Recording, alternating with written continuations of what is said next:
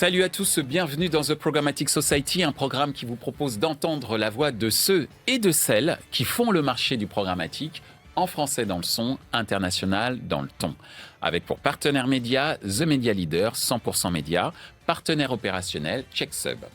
Bienvenue dans cette édition spéciale de The Programmatic Society, puisque nous allons explorer aujourd'hui une association qui s'appelle The Women in Programmatic Network France, une association dynamique qui se consacre à l'avancement des femmes dans le secteur du programmatique en particulier et de la tech en général, en mettant notamment l'accent sur la diversité, l'inclusion et l'égalité des genres. Nous aborderons la manière dont elle façonne le paysage du programmatique en France à travers l'innovation, le mentorat et diverses initiatives. Préparez-vous à découvrir des histoires inspirantes et des conseils pratiques pour les femmes aspirant à se lancer dans ce domaine en pleine expansion. Restez avec nous pour une émission riche en insights et en inspiration. Bonjour, bienvenue dans The Programmatic Society. Aujourd'hui, un sujet qui me tient particulièrement à cœur, mais j'allais dire qui tient à cœur à beaucoup de gens sur le marché, pour ne pas dire la totalité des personnes qui composent le marché du programmatique, à savoir la féminisation urgente, importante, des métiers du digital et notamment de la tech, avec 3 intervenants. Malheureusement, le pluriel est masculin, mais on a 2 intervenantes et un intervenant. Bonjour Anne-Marie. Bonjour Michel. Bonjour Pauline. Bonjour Michel. Bonjour Vicia. Bonjour Michel, bonjour à tous. Donc l'idée, effectivement, c'est de parler de cette féminisation des métiers du digital et de la tech et des initiatives à prendre. Et parmi ces initiatives, la formation, justement.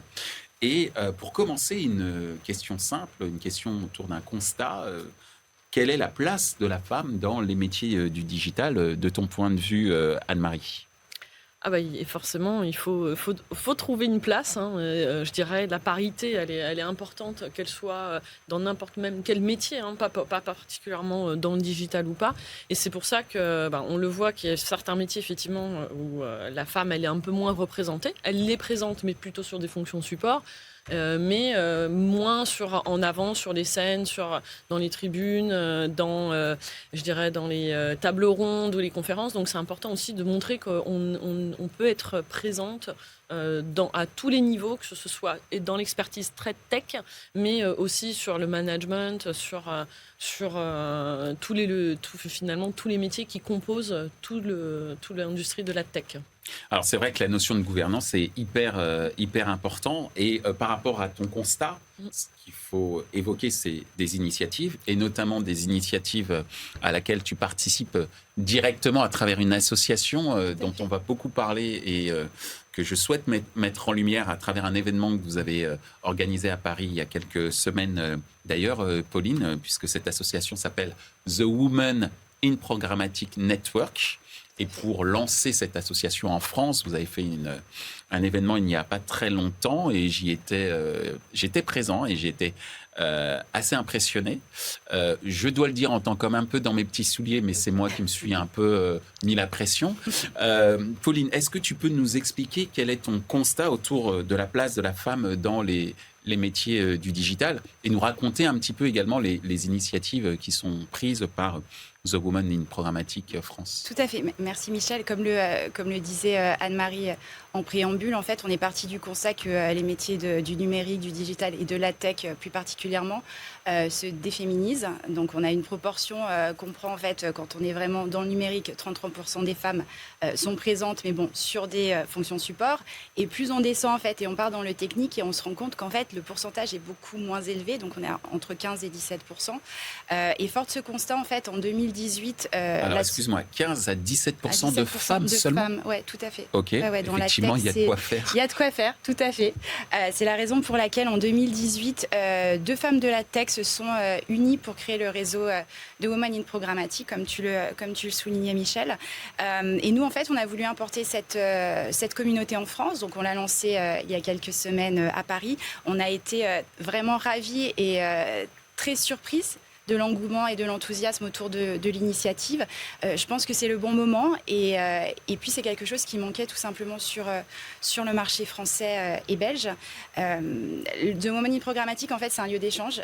C'est vraiment un lieu où on se retrouve entre femmes, mais pas que, parce que comme tu le soulignais, on a aussi les parties présentielles, tu y étais, 2 fois par an dans lesquelles ces messieurs sont conviés parce qu'on ne peut pas fonctionner qu'entre femmes ou qu'entre hommes. Donc voilà, c'est vraiment dans ce principe d'entraide et de parité. Et on veut vraiment que ce soit un lieu d'échange, de sororité, de réseautage, aussi bien sur les soft skills, et on en parlera après, que sur l'éducation, vraiment pour que les métiers du numérique deviennent plus accessibles. On informe plus autour de cela et que ça vienne quand même dans le top of mind au niveau de l'orientation quand les étudiantes, les apprenantes veulent choisir un métier. Alors justement, tu parles d'étudiants, apprenants, et il y a une initiative qui est en train d'être mise en place, d'où la présence de Vicia autour de cette table, qui est responsable pédagogique chez Origami. Une initiative justement avec Origami, très connue du marché de la tech et de la publicité digitale, pour former des traders et tradeuses. Qui sont en reconversion et qui trouvent l'opportunité à travers Origami de pouvoir appréhender un nouveau métier. Et donc, il y a cette initiative entre The Woman in Programmatic Network et Origami. Quelles sont les initiatives qui sont mises en place dans le cadre de ce partenariat avec Origami, Pauline ? En fait, il y a pas mal d'initiatives qui ont été prises depuis les 2-3 dernières années, surtout après le Covid, sur les femmes dans l'industrie. Donc, avec Salesforce, initiative des 1000 talents, des 1000 femmes dans l'industrie, avec le pacte parité qui a été initié par Bercy pour les entreprises de la French Tech, pour qui, effectivement, on en parlait tout à l'heure, plus de femmes représentées dans les conseils d'administration des entreprises de la tech. Mais nous, ce qu'on a voulu faire avec Origami, c'est vraiment prendre un peu à l'envers et arriver dès le moment de la formation et de l'orientation et de la réorientation de la reconversion. Donc du coup, voilà, on est très fiers de pouvoir annoncer ce partenariat et cette promotion spéciale 100% féminine et 100% jeune maman. Donc après, Vicia pourra un petit peu plus en parler. Oui, parce qu'effectivement, ce point est important. Jeune maman, c'est une des spécificités du partenariat que tu vas nous expliquer dans quelques instants, Vicia. Oui, parce que la parentalité, que ce soit pour les mamans ou les papas, ça reste quand même un sujet dans les métiers de la tech qui sont très énergivores. On passe énormément de temps sur le lieu de travail et en réunion, etc. On connaît les challenges et même à la du maison, métier. Et à la maison aussi. À la maison aussi. Du coup, on voulait vraiment avoir une action concrète et que ce soit aussi le premier milestone de beaucoup d'autres qui vont suivre, j'espère, sur le marché avec des initiatives de ce genre. Merci, Pauline. Alors, Vicia, quelle est la spécificité du modèle Origami et le contenu autour de cette promotion un peu spéciale, 100% féminine, que Origami va mettre en place en partenariat avec The Woman in Programmatic Network? Alors, juste pour faire suite à la prise de parole de Pauline sur les constats factuels et les statistiques, il y a une stat qui est assez marrante ou pas, c'est que selon l'INED, sur les bureaux autonomes en télétravail, on a seulement 33% de femmes qui en ont un, contre 44% d'hommes, le reste étant des bureaux en fait peut-être mixtes. En tout cas, déjà, on a une stat comme ça qui est claire, qui est de dire une femme en télétravail a moins de place qu'un homme. C'est une première chose. Un peu comme les cours de récré. Je dis ça, mais je dis ça, mais dans le sens. Pourquoi je parle des cours de récré? Puisqu'une étude avait été faite il y a quelques années sur la manière dont les petits garçons et les petites filles utilisaient la cour de récré et que, en majorité, la cour de récré était monopolisée par les garçons. Donc, on retrouve ça même au bureau. Et à la maison, en tout cas. Et donc, au sujet de la formation, déjà, on est très content d'avoir participé au lancement de The Women Programmatic en France il y a 2 semaines, à peu près. Donc, on y était nous aussi. Et les spécificités de la formation, alors déjà, on est sur une formation qui sera effectivement 100% féminine. On est sur un public sur lequel on va tendre vers une audience femme, jeune maman, globalement avec des enfants en dessous de 10 ans. D'accord. La jeunesse de la réflexion, elle est assez commune finalement à l'association. C'est que chez Origami, on a régulièrement des coachings individuels, donc on fait face à beaucoup de personnes avec des statuts sociaux qui sont très différents, dont des mamans. On s'est aussi rendu compte, de manière assez claire et régulière, que la situation des mamans, des jeunes mamans, elle pouvait être des fois difficilement compatible avec un rythme de formation. Oui. Donc dans ce cadre-là, ce qu'on s'est dit, c'est la nécessité déjà d'avoir une formation dédiée, la première chose. La seconde chose, c'est de revoir une espèce de donnée temporelle qui est la durée de la formation. C'est-à-dire que traditionnellement, on est sur une formation de 3 mois. Là, on va plutôt partir sur une formation de 4 mois avec un aménagement du temps. Cet aménagement du temps, il va servir à peut-être emmener son enfant chez la nounou, à la crèche, en maternelle, peu importe. Mais en tout cas, en fait, de dédier du temps sur sa vie autre que celle de la formation. Il y a aussi un adage qu'on tient absolument à mettre en place, c'est un peu de casser ce code de vie perso, vie professionnelle. Ça, pour nous, c'est super important, de ne pas forcément mettre une frontière claire, c'est de se dire, on peut cumuler les deux en même temps. En tout cas, c'est quelque chose qui est faisable, et ça, on y croit fortement. En ce qui concerne aussi la partie développement perso, que j'ai évoqué, donc la partie coaching, évidemment que l'ensemble de nos coachs vont adapter le cursus sur ces personnes-là. Donc voilà, donc on a tout un environnement, en tout cas de proximité, de prise de parole, qui va tenter de se fondre avec l'environnement de ces jeunes mamans. Puis après, en parallèle de ça, on a la partie formation pure et dure des hard skills, qui lui, en fait, est une formation qu'on connaît, former des traders, des tradeuses plutôt. C'est quelque chose qu'on connaît. Maintenant, ce qu'on va incorporer en plus, c'est vraiment la situation des mamans. Merci, Vicia. Alors, Anne-Marie, tu diriges un trading desk très important sur le marché français, qui est Amnet. Comment les entreprises, et notamment une entreprise comme Amnet, peut s'approprier cette formation? On ne l'a pas dit, mais je vais le dire, dont tu es la marraine, d'ailleurs. Oui, c'est ça. Je suis très fière, merci. Et quels sont les bénéfices que tu pourrais trouver en accueillant ces étudiantes en alternance? Alors, de manière générale, donc déjà, je salue toutes les initiatives qu'il y a eu sur The Woman Programmatic et celle d'Origami, parce qu'effectivement, en tant que jeune maman aussi, j'ai l'été, c'est super d'avoir un temps... Je peux dire que c'est des jumeaux? Oui, c'est des jumeaux. D'avoir un planning aménagé pour la formation, mais néanmoins, je dirais, en tant qu'entrepreneur...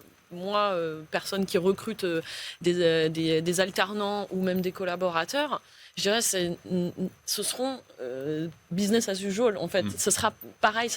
Je sais qu'ils viendront d'une école qui vient d'Origami, qui fait des formations de qualité. Elles auront le bon coaching, elles auront eu la bonne formation et en fait, et elles auront été bien recrutées. Donc pour moi, en fait, elles vont être pareilles que n'importe quel autre apprenant ou autre alternant qui va arriver chez nous. Donc on va vraiment nous faire et les accueillir exactement pareil. Et de toute façon, comme toute entreprise, je respecte aussi évidemment le temps personnel et il n'y a pas de différence pour un ou pour d'autres. Donc ce sera pareil. Au contraire, c'est très enrichissant. Et moi, j'encourage énormément les entreprises à continuer à prendre les alternants, quelle que soit la typologie qu'ils sont, parce que de toute façon, ce sont des alternants qui sont très bien formés, qui sont ultra motivés, qui ont envie de réussir, qui ont envie d'avoir un métier, qui ont envie de travailler, passer par le Pôle emploi.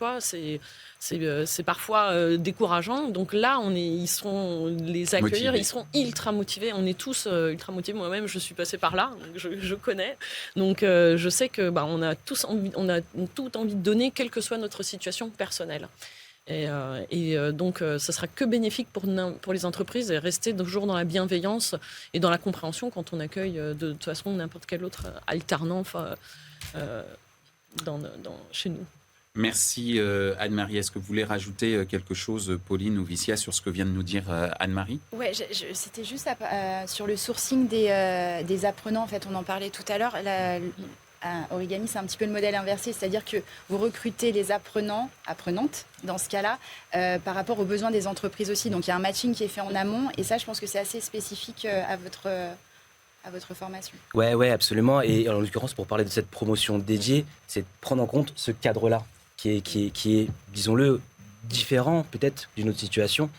Et ce qu'il ne faut pas oublier, c'est que c'est vrai que j'ai parlé beaucoup de coaching, mais il y a aussi des choses qui sont très vraies à dire, comme le fait d'avoir une charge mentale plus importante quand on est maman. Mais l'effet aussi très bénéfique, c'est peut-être de mieux relativiser sa gestion du temps. En tout cas, c'est quelque chose qu'il faut prendre en compte.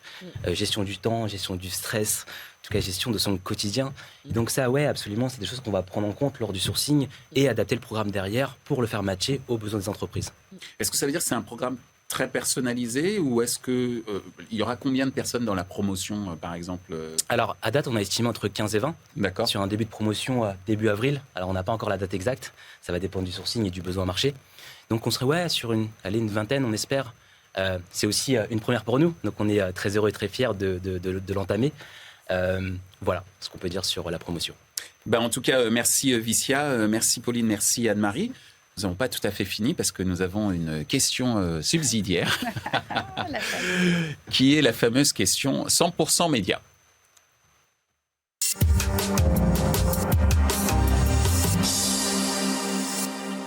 Bonjour. Selon vous, quels sont les moyens les plus pertinents et les plus efficaces pour toucher cette population d'élèves féminines au moment où ils choisissent leurs orientations? Merci. Alors, de manière empirique, Anne-Marie, quel serait le conseil que tu pourrais donner à ces étudiantes lorsqu'elles doivent faire des étudiantes au sens large, lorsqu'elles doivent faire un choix dans leur orientation pour rejoindre le monde du trading? Tu as 60 secondes pour y répondre. Top chrono. Je dirais, question difficile, c'est vrai qu'on a du mal à se projeter exactement ce qu'on veut faire, mais je pense qu'il faut peut-être commencer par ce qu'on ne veut pas faire. D'accord. Et de ce qu'on n'aime pas faire, et se dire, en fait, il y a des choses, on sait qu'on n'est pas fait pour ça, ou sait qu'on va s'ennuyer au bout de quelques temps, donc plutôt choisir la bonne orientation en fonction justement de découvrir, l'envie de découvrir un métier, l'envie de se projeter, et de discuter aussi avec parfois des pairs qui sont déjà dans le métier pour savoir est-ce que c'est vraiment quelque chose où on se projette. C'est difficile de se dire on se projette sur 10 ans ou 5 ans, mais déjà ne serait-ce que se poser des petites questions pour bien orienter et éliminer ce que de facto on n'aimerait pas faire. Merci beaucoup Anne-Marie. Effectivement, commencer par ce qu'on n'aime pas faire, c'est peut-être déjà un excellent début. Donc merci de nous le rappeler. Pauline, est-ce que tu es prête pour répondre? Oui, tout à fait. Attends, il faut que je donne le top chrono. Excuse-moi. Top chrono. Du coup, moi, je vais le prendre peut-être sous un autre prisme, parce qu'en fait, quand on parle de réorientation, on est plutôt, là, si on parle de la Gen Z en ce moment, les métiers, spontanément, quand on te dit le digital, le numérique, ça va être quoi? Influenceur. Voilà. C'est vrai, C'est pas faux. Donc, du coup, tu te dis, pourquoi, en fait, d'influenceurs, ils pourraient pas, avoir cette passerelle aussi pour aller sur la tech, parce que, du coup, on est dans le même monde, on reste dans le digital, et je pense que, peut-être de basculer en fait de l'influence au digital, ça pourrait être quelque chose, pour professionnaliser en fait toutes ces pratiques qui restent. Quand tu vois tous les Gen Z veulent tous devenir influenceurs parce que c'est facile, mais du coup, ce serait peut-être une idée. Je pense que c'est pas une mauvaise idée. Merci d'avoir répondu aussi rapidement à la question, parce qu'effectivement, on pourrait tout à fait dire aux apprentis influenceuses ou influenceurs, première étape, c'est de maîtriser les outils pour pouvoir opérer cette influence de manière efficace, et ça passe par les métiers de la tech, mais aussi de la publicité, puisqu'il s'agit de la promotion, beaucoup de personal branding, et que pouvoir, exploiter toutes les ficelles qu'offre l'industrie de la tech, c'est un bon moyen d'avoir un temps d'avance sur d'autres influenceuses ou influenceurs plus tard. Donc effectivement, mesdames et messieurs, les influenceuses ou influenceurs, faites de la tech. C'est vrai. Il y a une voie à explorer. Merci Pauline. De ton point de vue, Vicia, c'est pas même de ton point de vue, tu as 60 secondes pour répondre. Je me suis relancé tout seul. Tu as 60 secondes pour répondre à la fameuse question sur comment appréhender l'orientation. Tu es prêt? Top chrono. Alors, pour répondre à la question complexe, évidemment, je vais un peu prendre en fait les réponses de mes deux collègues. Je pense que ce qui peut être intéressant, c'est de tenter de donner plusieurs lectures de cheminement de carrière, tout du moins en fait en intégrant cette fameuse vie perso qui peut évoluer, cette vie pro aussi qui peut évoluer. Et je pense que, en tout cas, de le faire dès le début, en tout cas de tenter de le faire, d'avoir une vision claire et limpide sur où est-ce qu'on peut aller avec plusieurs cheminements, ça va aussi permettre de donner plusieurs possibilités et peut-être ouvrir un peu ses chakras pour se dire finalement je peux commencer par quelque chose et me voir un peu autrement dans 3, 4, 5 ans, voire 10 ans. Et je pense que c'est intéressant en tout cas de se dire qu'une carrière n'est pas linéaire, qu'elle peut bouger et que donc elle offre des possibilités selon ce qu'on veut faire et selon aussi ce qui peut arriver par rapport à l'extérieur de vie. Et justement, je reste sur mon idée que décloisonner vie pro et perso, pour moi, c'est important parce que justement, ça permet d'avoir des champs des possibles qui soient plus larges. Merci Vicia. C'est bien, t'as accéléré à la fin. Ouais, j'ai la pression du truc. J'ai vu le compte à rebours. Bon, en tout cas, merci beaucoup Vicia, merci beaucoup Pauline, merci beaucoup Anne-Marie. Merci Michel. J'allais dire bonne chance en tant que marraine. Oui, on attend les candidates. On est vraiment impatiente d'avoir aussi des entreprises qui pourront aussi se manifester pour prendre part à cette promotion spéciale pour l'année prochaine. En tout cas, merci. Merci d'avoir fait la promotion aussi. En tout cas, merci surtout d'avoir montré la voie. Et c'est vrai qu'avec 15 et 17% de femmes seulement dans le monde de la tech, je ne m'attendais pas à ce chiffre-là, mais là, je suis vraiment surpris. 15 à 17% seulement de femmes dans la tech et les métiers du digital. Votre rôle va être clé dans les semaines et les mois qui viennent. Donc, merci beaucoup. Ainsi s'achève ce numéro de The Programmatic Society dédié à la féminisation des métiers du digital et de la tech. Ce contenu est accessible en podcast sur les principales plateformes d'écoute. Merci à notre partenaire média, The Media Leader 100% Média, et à notre partenaire opérationnel pour la traduction et le sous-titrage via intelligence artificielle, CheckSub. Merci également à l'ensemble des équipes d'Altis Media pour la réalisation de ce programme.